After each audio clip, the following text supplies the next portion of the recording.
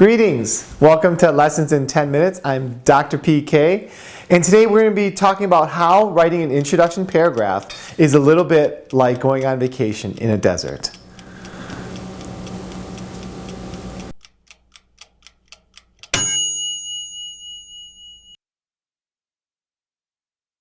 And today we're going to be talking about how to write an introduction paragraph. Now, I want to compare writing an introduction paragraph to actually going on vacation. Believe it or not, when you're having lots of fun, you're taking selfies, and you're calling home and telling people what a fabulous place you're visiting. Of course, by extension, you want them to believe that you yourself are fabulous because you're visiting this amazing place.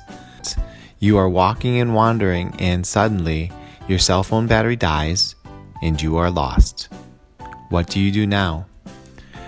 Writing an introduction paragraph is a little bit like this.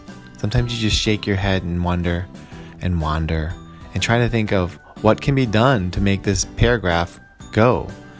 You know, you sweat it out, the deadline's coming up, you're not sure what to do, and you're just wandering around aimlessly, almost as if you were lost in a desert and you feel deserted.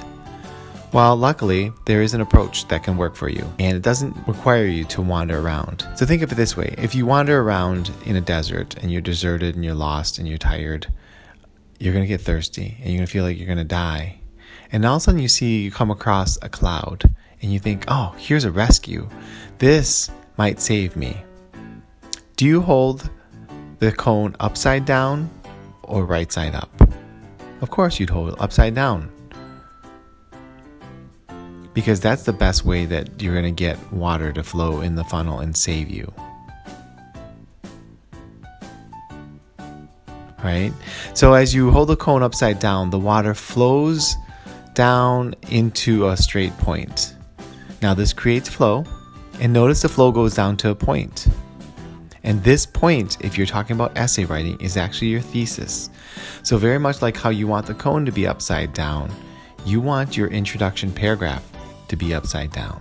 This is known as the classic introduction inverted pyramid approach. Now what you're trying to do is catch the reader's attention. You start out with a hook. The hook is not catching water, but it's capturing many readers. There are different approaches for the hook. You can have a hook that is a startling statistic, a thoughtful quotation, a series of questions, and there are other hooks that are possible. You might choose to do a definition, a story, or an image. Now, whatever hook you choose is going to influence how long the beginning is. And your hook will be 1 to 4 sentences depending on the type of hook you use. Once you're done with the hook, you have to give the hook context. You have to put it in your own words. Explain the hook. This effectively creates flow to the next part of your introduction paragraph. A well-written explanation of the hook effectively transitions to the next section.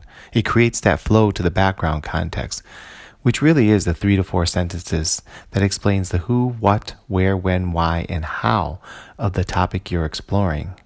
It sets the stage. What's the debate? Who's involved on the two sides? Is there a contrasting situation that comes into play? If you're writing about a novel, this is when you would explain who the author is and give some of the relevant plot details. But perhaps you're writing this for another class. If you're writing about a history class or a science class, give the historical scientific context. What's happening or what has happened in this current situation? Lastly, you play with your claim. Once you're done with the background, you move on to your claim, what you will be proving or explaining. This is the focus. This is the point. Everything is flowed down to this one moment, this one point. Your claim, what you will be proving, what you will be explaining. This is the purpose for the paper. It's what you will come back to again and again. It's effectively your compass. Now, the thing is to have a strong and narrow thesis. Make it somewhat debatable or argumentative. Make it specific and not too broad. And make it preview what you will prove.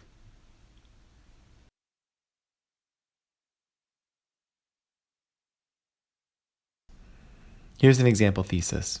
While Shakespeare lives on as the most famous writer in history, some people suspect that he may not have even written the plays, based on historical records and the cultural considerations of the time. Notice that the thesis is somewhat debatable. He may not have written his plays? What? It's also specific and not too broad.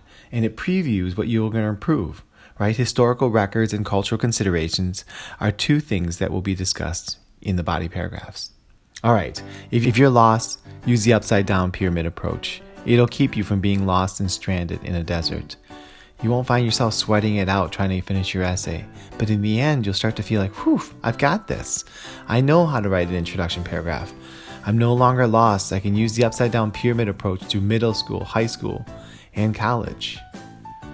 So in the end, writing an essay really can be a day at the beach if you follow the right steps in the format. So follow this pattern for writing a good, effective introduction paragraph, and you won't be so lost sweating it in the desert. And hopefully we've helped you write an introduction paragraph. You can take this from class to class to class. And look below because you'll see a link of how to write an introduction paragraph. It'll outline and help you out tremendously. I'm Dr. PK. This has been Lessons in 10 Minutes.